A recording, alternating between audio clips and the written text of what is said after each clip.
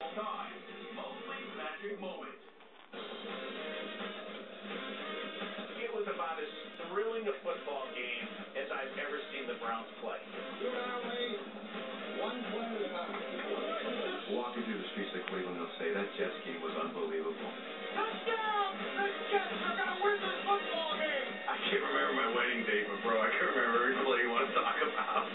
The Browns are coming in from the top. Yeah, I mean, that's one of the most memorable overtime games. It seemed like it went on forever.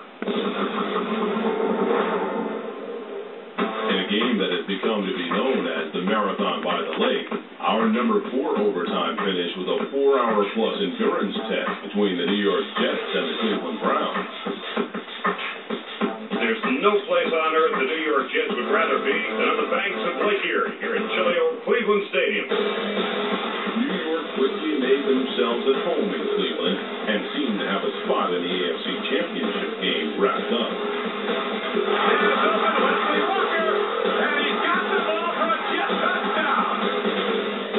Charlie Steiner guaranteeing a Jets victory. You guys have that call. Pick this to last piece of the 20. 10, 5 out. Touchdown! The Jets are going to win this football game. The Jets are going to the AFC Championship.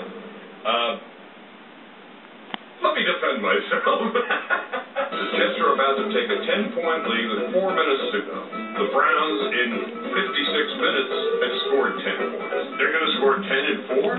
So that is what my brain is thinking at the time. Sorry, Charlie. Great beard. Bad call. Charlie Steiner's call may have stayed true, if not for a bonehead play by New York's Mark Gastineau on a 2nd and 24. Time with it.